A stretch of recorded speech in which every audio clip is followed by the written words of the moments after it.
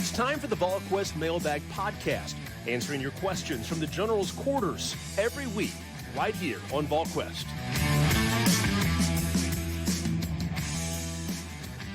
Good Thursday, everyone. Welcome to the Volquest.com Mailbag Podcast presented by Smoky Mountain Organics with Rob Lewis and Austin Price. I'm Brent Hobbs.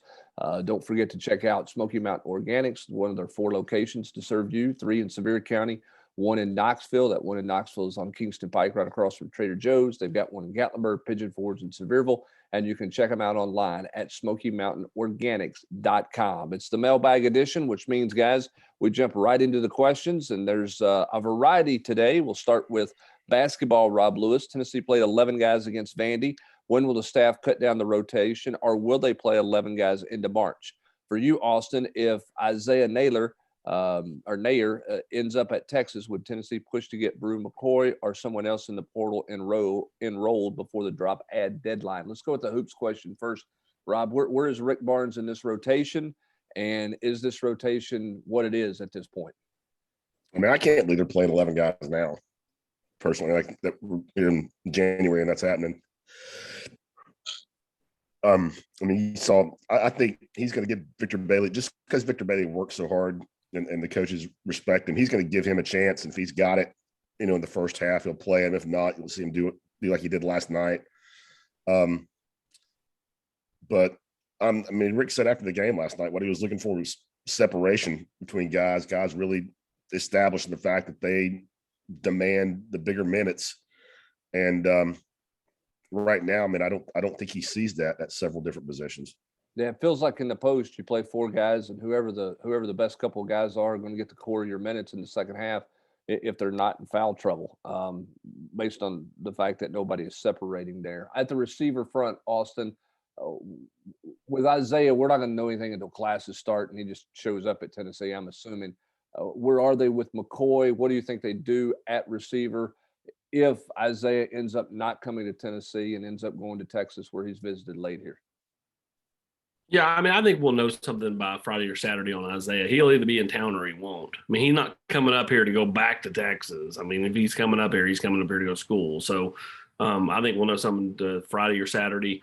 As for, Brew McCoy, I mean, I think there's some I's that have to be dotted and some T's that have to be crossed to potentially get him in here. He'd be the only one.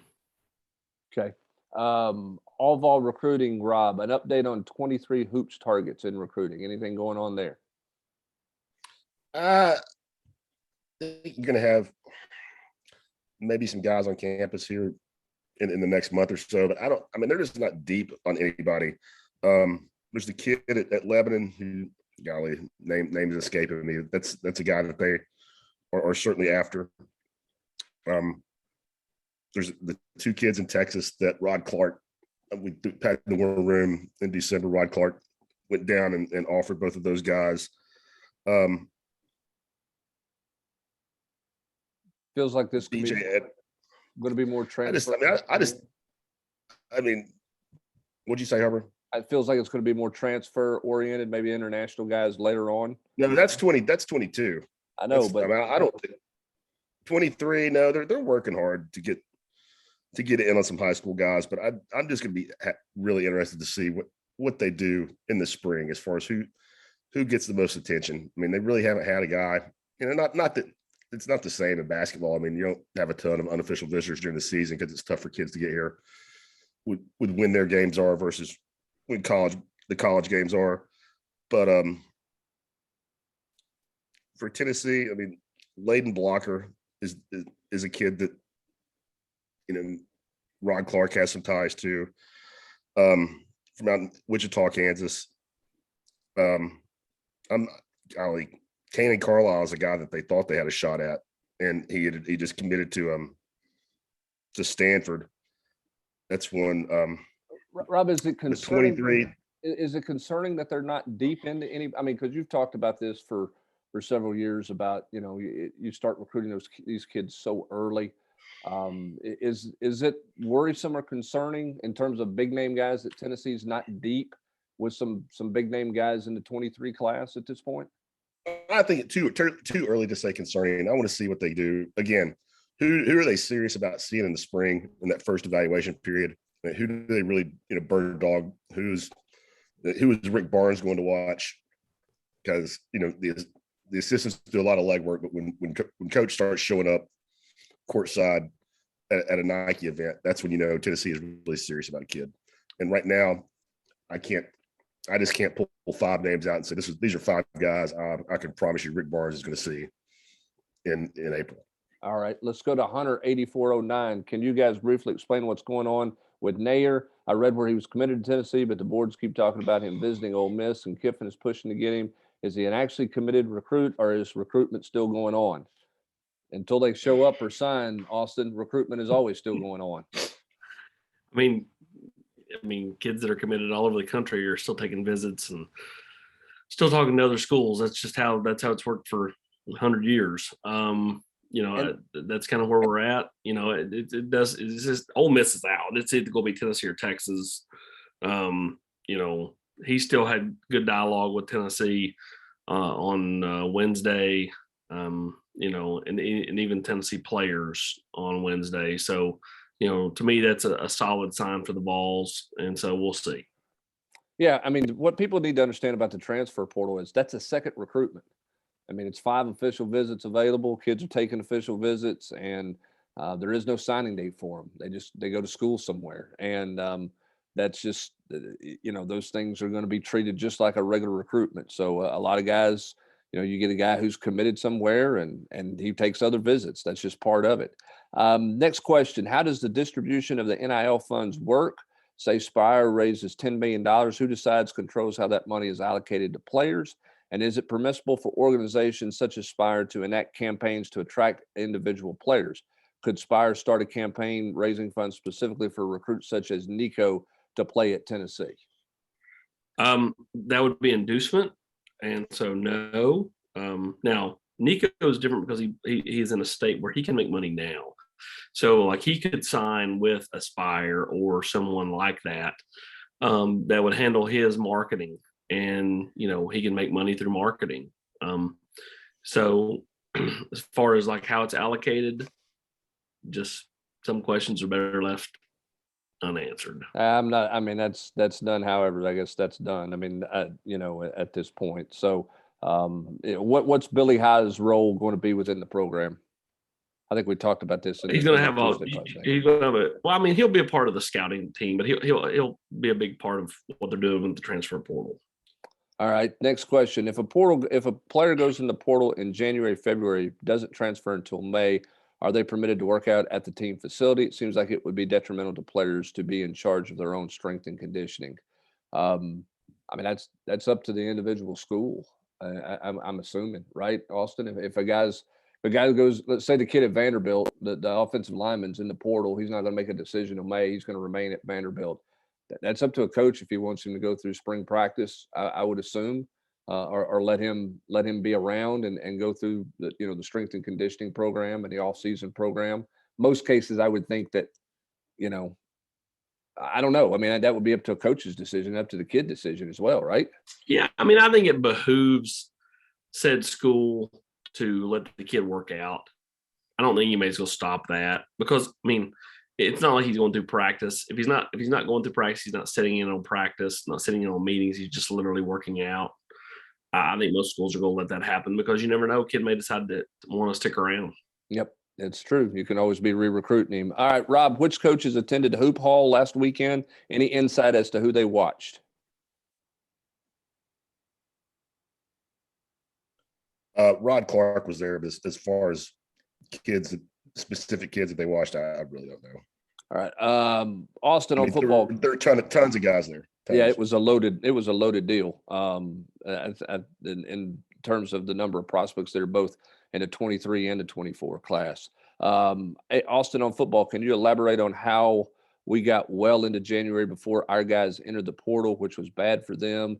And are they still prohibited from taking more transfers at this point because there's not enough numbers left?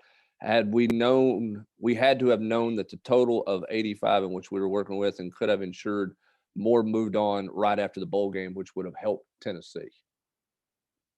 Well, you want obviously there are some guys that, that have been rumored to be headed to the portal for a while. And so, you can't say you got to get in, because technically kids are, that scholarship hubs is good through May. I mean, like kids don't have to get in. You can encourage it and tell them what's best for them if they want to see the field is to find a new school. But I mean, you don't have to do it. If you're a kid, you don't have to do anything until May. So, it is just kind of is what it is on timing. But as far as, kind of right now, yeah, I mean, it's kind of one for one. Like, Tennessee can't, either you're taking less off of the sacrifice to the NCAA, or you are, getting rid of someone to bring in someone at this point. Yeah, or telling someone they can't come until a later date, which is really hard with school starting on Monday. I mean, I don't think you're going to call a kid on Sunday and say, hey, don't drive up here. You can't go to class on Monday. We're going to defer you and tell you can't come in as a midterm signee until June. That doesn't work very well. I think the thing people need to understand about the portal is, I mean, the kid has to voluntarily withdraw from school. I mean, they have to decide to go through that process. And, some of those kids, I mean, schools closed over the winter holiday. Kids want to go through the bowl. Guys are making decisions, talking to their families over the holidays. And so that's kind of how that goes. That's why you've seen a ton of more guys enter the portal in January. Now, some entered in December and elected not to go through bowl practice, which is their right as well. But it's all on the kid to do that. The coach can't go, hey, you can't come back. Unless he's done some kind of violation of team rules or something like that. But you can't, as a coach, go, you have to enter the transfer portal. That's not how it works at that point from a timing standpoint. Ben McKee was talking about this on his radio show and would love your thoughts. If you have $1 billion to donate to UT football, with your primary objective being winning, are you donating it to Spire for NIL or the university? No combination. You got to pick one. Spire. That's easy. Jimmy's and Joe's are way more important than facilities. Rob? Well, I completely agree. Not even thinking about it for 2 seconds. Yeah, I think that's the direction things are going for sure. iHeart Vols wants to know, someone posted an article in the GQ a few days ago that implied that UT's facilities have fallen out of the top tier in college football. Assuming that's true, how do you think NIL will affect the athletic department budget in regards to donations, future facility upgrades, since some donors may opt to give to NIL rather than the university, especially with all the recruiting success A&M has had this past cycle? Also, in the age of NIL, do you think the facilities arms race will fade away? Well, what he's referencing is the 24/7 poll from the Army game or the one of the All-Star games. I mean, Tennessee didn't have anybody. So I mean, like they didn't have anybody to vote for Tennessee. Like, that's kind of where that's at. Just different clientele of kid that they were recruiting this past year as far as like kids in those games. So I think Tennessee's, they're not the top of the top, no, but they're not the bottom of the bottom. So, I do think that, again, what's important to kids 5 years ago and what's important to kids now are different things. Kids now, they want to get the NIL deal, man. They don't care about the slide at Clemson or any of that stuff. Like they want, they want, to make the money. Yeah, I think it's an interesting direction that things are going. And one of the challenges for Tennessee is, Rob, they're obviously in the middle of trying to renovate a 100-year-old football stadium, which requires a lot of money, which is a challenge. They've got a baseball stadium that is behind. Basketball's, they don't have some of the luxury suites, but for the general fan sitting in a seat, that's not a bad seat. But how are you going to be able to get that money? I mean, it's going to be different because if you're the athletic department, you are battling for dollars now with somebody different, with a different animal with the NIL stuff out there, which will make it, I think, challenging on the facilities front. I mean, baseball needs facilities. We talked about this in the war room. They want to build a multi-use building out behind the outfield wall, which similar to a building like Mississippi State built. And, there's a lot of that going on. They have to upgrade that facility, but NIL money there can dramatically change a baseball roster, Rob. When you're talking about partial scholarships, you can make guys on full rides in a hurry with some NIL money.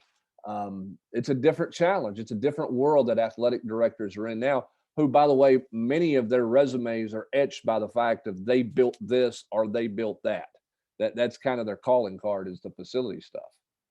Yeah, I mean, I'm like AP said. I mean, I think that's going to go on the back burner. I mean, I think it's not going to be unimportant to have a nice football stadium, to have amenities, but I mean, it's if you can improve the talent on your baseball roster, your football roster, through donations and NIL, I think that's a lot more appealing to fans than, having a really spiffy concourse. Well, and two, I mean, Austin, if you got a guy who's, lives on the other side of the state, who's giving donations for season tickets, but he's only making it to a couple of games a year, would that guy rather his donation go to, to getting players so the team that he watches on TV looks better when he's only going to be in the stadium once or maybe twice a year for a while, particularly while his kids are young and playing Saturday morning soccer games or football games or whatever that prevents him from getting to Knoxville on a regular basis.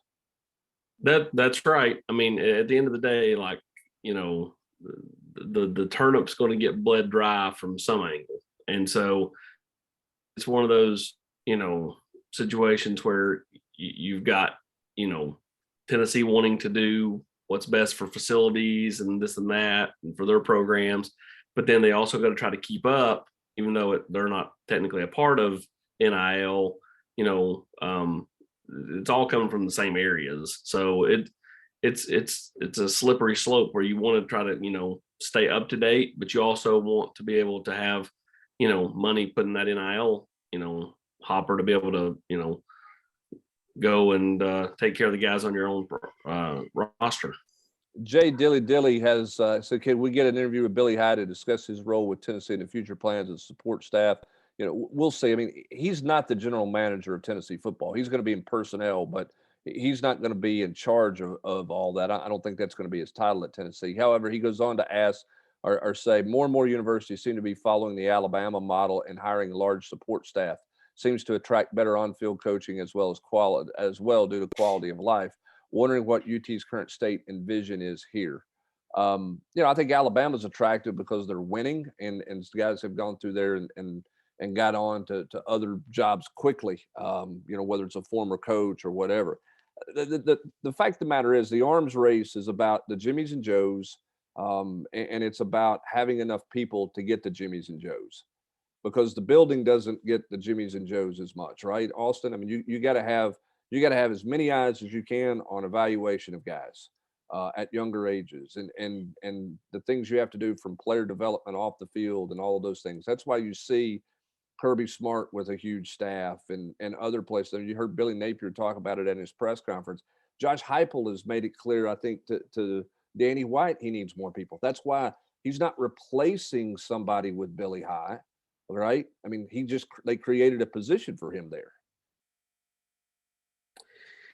That's right. I mean, again, it's about having as many creative people as you can have, as many backroom people, scout people. I mean, you want to have as many people as you can have, like pictures. It's, like having as many creative people to do videos and pictures now that, schools can do commitment videos, this, that. I mean, that's going to become way more the norm. And so I think that, it's really an arms race to see who can hire, an adequate amount of creatives, an adequate amount of scouts, an adequate amount of people that can help an NIL, an adequate, or not NIL, the transfer portal, so on and so forth. I mean, I do think that it's a bit of an arms race to build kind of your, support staff. Yep. Reality is cost of doing business in college football is not getting any cheaper anytime soon and is going up on all fronts. Vols MD wants to know, Rob, can you offer any insight into how the SEC makes its basketball schedule? Having to play three of the top teams on the road at the beginning of our schedule, playing Kentucky there on Saturday afternoon versus our home game with them on a Tuesday night at 9 p.m. doesn't seem to balance out. Is there some system that is used, or is it just arbitrary? How does that schedule get done? To my knowledge, it's arbitrary. I mean, I asked Coach Barnes this before the season started when I looked and saw exactly what the guy's asking about, going to Alabama, to LSU, to Kentucky in the first 5 games. And at the time, Rick didn't have an opinion or offer any insight into how, what formula was used to come up with that. But I certainly noticed it and didn't think that Tennessee got any breaks. Yeah, they certainly didn't. All right. Anthron has multiple questions here. Austin, what do you think the running back rotation will be for next season? Oh, we'll go Jabari Small. And then after that, I just don't know. I mean, I said the other night in the chat, until I see Justin Williams and I'm going to go Jalen Wright as the 2. What less talked about recruit for the 23 class do you think we should be paying more attention to? For the 23 class? I don't have anybody there at this point. I mean, I think you're still going to see a bunch of names jump up there. I mean, I'm assuming he means the next signing class, not guys who are signing and getting here right now, or who signed in December. I don't know an answer to that one in 23 in terms of less talked about at this stage of the game. I think. How do you define less talked about? Yeah, I mean, coaches are traveling the country, going into schools, further evaluating guys. Is what they're doing at this particular point. So that board's going to change dramatically, and somebody who's talked about now may completely fall off the radar, and somebody you've never heard of may be the top of the radar come June or end of spring. Do you think there are any players currently in the portal from other schools that just show up for the spring semester? I don't think there is. I don't at this point. I don't think it would only be Brew McCoy if there's anybody. Yeah, I mean, there's been some other guys that I think Tennessee had some interest in if they have gone into the portal, but I'm not sure those guys are going to go into the portal. Who do you think will have a bigger impact, Josephs, West, or Pierce? You're high on Pierce, right, AP? Long term, I'll go Pierce. In the short term, I don't know, man. I mean, I think it's a lot to ask any kid to play as a freshman, especially on the defensive line, just because it's such you got to, mature. Now, I do think it's a little easier for Josephs or Pierce if they, to be able to do it just because you're just kind of, see ball, hit ball, go chase the quarterback. But I guess it depends on how they're asking them to play and what they're asking them to do. And Rob, do you think Zakai Ziegler could have the same type of impact on the program long term that a guy like Admiral Schofield or Grant Williams had, considered it appears that due to his height, he's going to be here multiple years. He's not an early out guy. I mean, I don't want to compare him to either one of those other 2 guys, but I think he's definitely going to be a 4-year player. I think he's going to be a really good player. I think he's going to be a guy that by the time he's a junior or senior is going to be one of the top guards in the league, kind of kid that fans at other schools absolutely hate. And just probably the undisputed leader on his team. He's off to a nice start. That is for sure. And you need a vocal leader, and we'll see if he can grow and move into that role. He's still going to have growing pains along the way, no question. But he has been a pleasant surprise for Tennessee for sure. Volunteered 87. AP, if the following guys, these are your favorite questions, AP. If the following guys want to commit today, do you think they would be takes? Trevor Duncan, Tyler Jeffries, Max Carroll. Trevor Duncan, yes. The other ones, no. Could you put a percentage on that? That's not a wink.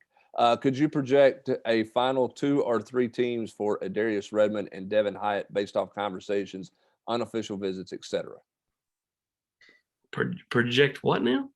Could you project the final 2 or 3 teams for Redmond and Devin? No, Hyatt? It's way too early to project final 2 or 3 teams. All right, is Tennessee going to be in it for either one of those guys? I mean, I think a lot of it with Devin Hyatt will depend on, how Jalen does this next year. If Jalen's making plays and scoring touchdowns, it makes it a little easier, for Tennessee to be in play with Devin. If he's not, then Jalen probably ain't going to be here, and Devin probably ain't coming. Darius Redmond, he's down the list for Tennessee. He had a terrible sophomore year and an okay junior year. Like, there's nothing. Again, he got a bunch of offers as a freshman, and I like Adarius. Okay, I think he's a talented kid, but he got a bunch of offers as a freshman off potential.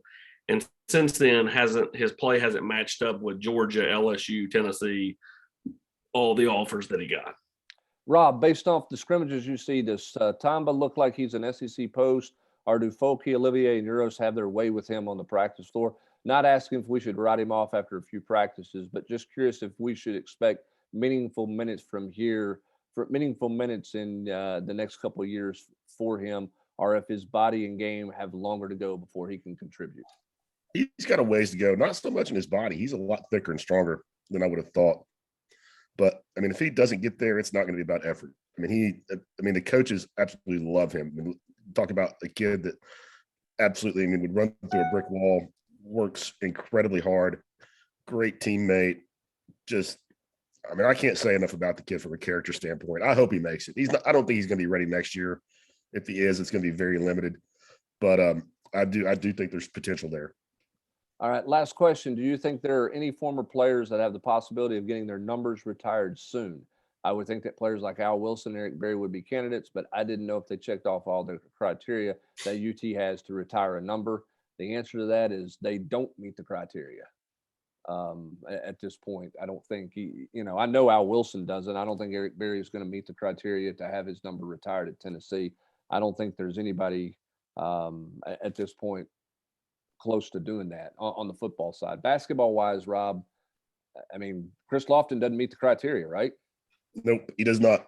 So I don't think there's anybody in the hopper either way. Now, you got a new administration in, and that criteria could always be rewritten.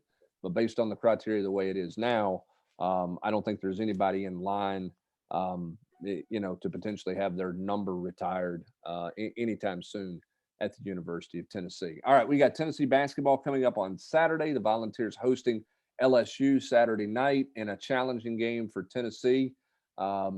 Rob, this is an interesting matchup. If LSU doesn't have Pinson, I know you got more on the matchup coming up, but if LSU doesn't have Pinson, that helps Tennessee. Athletically, though, this is a challenging matchup for Tennessee when you look at where LSU is at, although Tennessee is back home. Yeah, and they need Josiah. Josiah's going to need to play. We'll see. I haven't, we're recording this on Wednesday. They don't practice the day after a game. So Rick Barnes isn't addressing James' status with anybody today. Looked at me like, and Rick didn't know last night or after the Vanderbilt game, but it appeared to me that concussion protocol was what was going on there. Since he did not return to the game and obviously wasn't limping or didn't appear to have any problem, ankle, leg issues like that. So we will see, but they're going to need him big time. And I can't say enough about what Euros got done last night. It's not for ourselves. Vandy's not great, but big game from that kid. Big game. Yep, a couple big time shots, a couple of nice moves in the post with him for that turnaround hook. It was a good bit of offensive rebounds, but it wasn't all offensive rebounds for him on the offensive production standpoint. So full coverage of Tennessee and LSU coming up, and in Austin we've got full coverage coming up. Tennessee Junior Day coming up on Saturday as well. We'll have more names in the war room, a little better list, kind of where that thing is pointed to. It's always subject to change, but we'll have a little more of that in the war room coming up tomorrow. And then full coverage of that. An important day for Tennessee just to get around guys. It's been a few years since you kind of had the normal junior days, and here's Tennessee with their first normal junior day. So it's a big opportunity for Tennessee and his coaching staff. We look forward to it, Hubs. We look forward to a normal junior day. Yeah, it's been a while since we've had those. So we got full coverage of that coming up. Other recruiting things coming up throughout the weekend as well. That's going to do it for this edition of the Volquest.com Mailbag Podcast presented by Smoky Mountain Organics. For Austin Price and Rob Lewis, I'm Brent Hubbs. Thanks for joining us. Have a great rest of your Thursday, everybody. You've been listening to the Volquest Mailbag Podcast every week right here on Volquest.